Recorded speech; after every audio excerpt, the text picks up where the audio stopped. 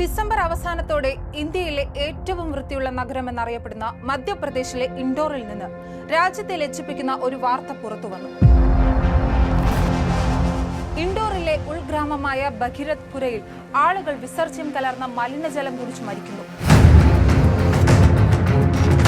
അശ്രദ്ധമായി വിഭാവനം ചെയ്ത ഒരു അർബൻ പ്ലാനിങ്ങിന്റെ ഇരകളായി ആ ഗ്രാമവാസികൾ മാറാൻ പിന്നെ അധികം സമയമെടുത്തില്ല. ഭഗീരഥ്പുരയിലെ പ്രധാന കുടിവെള്ള പൈപ്പ് ലൈൻ കടന്നുപോയിരുന്നത് ഒരു പൊതു ശൗചാലയത്തിന് തൊട്ടു താഴെ കൂടിയായിരുന്നു. കാലപ്പഴക്കം ചെന്ന ആ പൈപ്പിൽ വിള്ളലുകൾ വീണിരുന്നു. ശൗചാലയത്തിലെ സെപ്റ്റിക് ടാങ്കിനോട് ചേർന്നുള്ള പൈപ്പുകളിലെ ചോർച്ച കാരണം കക്കൂസ് മാലിന്യവും ഓടയിലെ ചെളിയും ഉയർന്ന മർദ്ദത്തിൽ കുടിവെള്ള പൈപ്പുകളിലേക്ക് ഇരച്ചു കയറി. പൈപ്പിലൂടെ വന്ന വെള്ളത്തിൽ ഇക്കോളി, വിബ്രിയോ കോളറ തുടങ്ങിയ മാരക ബാക്ടീരിയകളുടെ വൻ സാന്നിധ്യമാണ് ഉണ്ടായിരുന്നത്. ജനങ്ങൾ ദാഹം തീർക്കാൻ കുടിച്ച ഓരോ തുള്ളി വെള്ളവും അവരുടെ ഉള്ളിൽ രോഗാണുക്കളുടെ സൈന്യത്തെ തുറന്നുവിട്ടു. ആ ദിവസങ്ങളിൽ ഭഗീരഥ്പുരയിലെ തെരുവുകൾ ഒരു യുദ്ധക്കളത്തിന് സമാനമായിരുന്നു. വെള്ളം കുടിച്ച തൊട്ടടുത്ത നിമിഷം മുതൽ കുട്ടികളും പ്രായമായവരും തളർന്നു വീഴാൻ തുടങ്ങി. ഛർദിയും വയറിളക്കവും കാരണം മണിക്കൂറുകൾക്കുള്ളിൽ മനുഷ്യർ നിർജ്ജലീകരണം ബാധിച്ച് അസ്ഥികൂടങ്ങളെ പോലെയായി. പ്രാദേശിക ക്ലിനിക്കുകളിൽ രോഗികളെ കൊണ്ട് നിറഞ്ഞു. സ്ട്രെച്ചറുകൾ തികയാതെ വന്നതോടെ വരാന്തകളിൽ തുണി വിരിച്ച് രോഗികളെ കിടത്തി. മരുന്നും ഓക്സിജനും തികയാതെ ഡോക്ടർമാർ നിസ്സഹായരായി നിന്നു.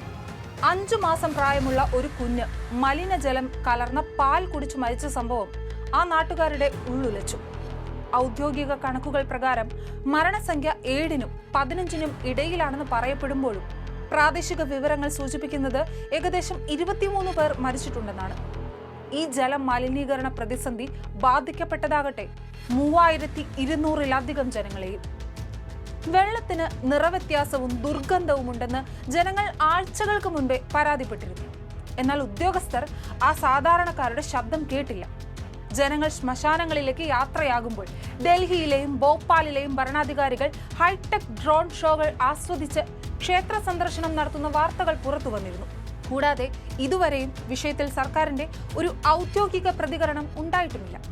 എന്താണ് ഈ ദിവസങ്ങളിൽ രാജ്യം കണ്ടത്? പരിശോധിക്കാം.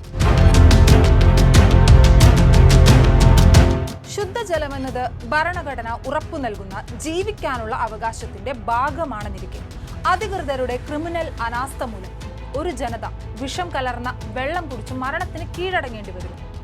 ശുദ്ധജലം ലഭ്യമാക്കുക എന്നത് സർക്കാരിന്റെ കാരുണ്യമല്ല, മറിച്ച് പൗരന്റെ അവകാശമാണ്.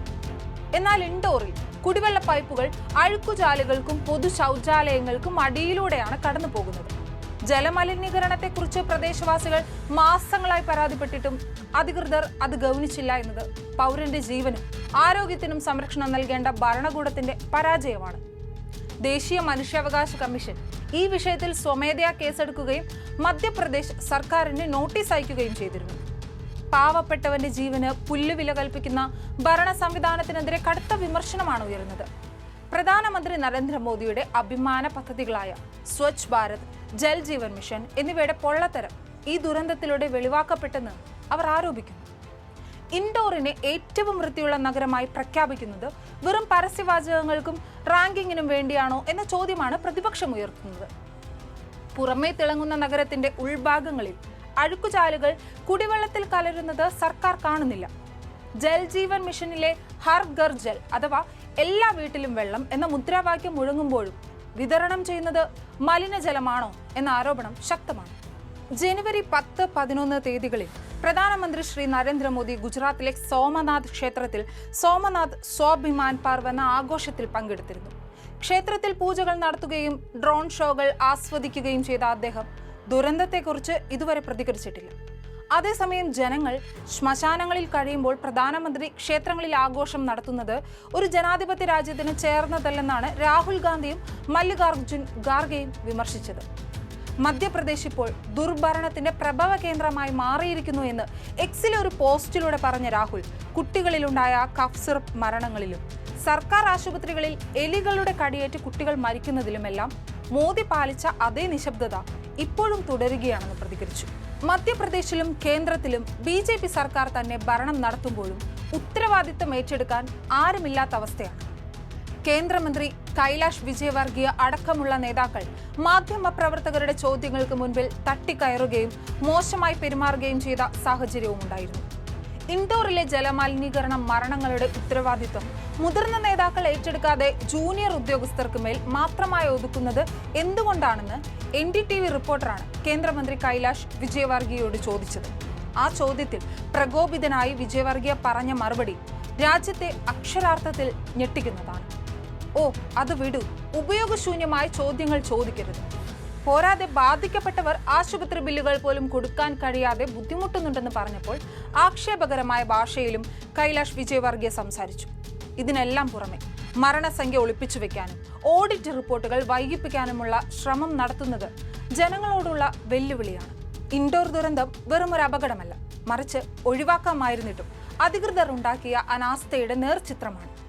കേന്ദ്ര സർക്കാരിന്റെ വാർഷിക ശുചിത്വ സർവേയായ സ്വച്ഛ് സർവേക്ഷൺ പ്രകാരം തുടർച്ചയായി 8 വർഷമാണ് ഇൻഡോർ ഇന്ത്യയിലെ ഏറ്റവും വൃത്തിയുള്ള നഗരമെന്ന പദവി നേടിയത്.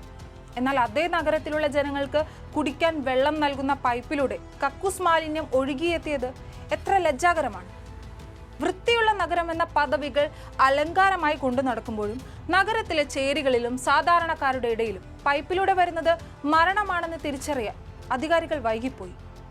ഇൻഡോർ ദുരന്തം വെറും ഒരു ഒറ്റപ്പെട്ട ദുരന്തമല്ല, മറിച്ച് അധികൃതർ കാണിച്ച അനാസ്ഥയുടെ നേർചിത്രമാണ്. ഗാംബിയയിലും ഉസ്ബെക്കിസ്ഥാനിലും കഫ് സിറപ്പ് ദുരന്തമുണ്ടായപ്പോൾ അന്താരാഷ്ട്ര തലത്തിൽ ഇന്ത്യക്ക് നാണക്കേടുണ്ടായിട്ടും മരുന്നുകളുടെ ഗുണനിലവാരം ഉറപ്പാക്കുന്നതിൽ ഇന്നും നമ്മുടെ സംവിധാനങ്ങൾ പരാജയപ്പെടുന്നു. ഡൽഹി വിമാനത്താവളത്തിലെ മേൽക്കൂര തകർന്നു വീണതും ബീഹാറിൽ ആഴ്ചകൾക്കുള്ളിൽ 10ഓളം പാലങ്ങൾ തകർന്നതും വികസനത്തിന്റെ തിളക്കം വെറും പൊള്ളയാണെന്ന് തുറന്നുകാട്ടി. ഏറ്റവും ഭയാനകമായ വസ്തുത, ഇത്തരം വലിയ ദുരന്തങ്ങൾ സംഭവിക്കുമ്പോഴും ഉത്തരവാദിത്തപ്പെട്ട ഭരണകൂടം മൗനം പാലിക്കുന്നു എന്നതാണ്.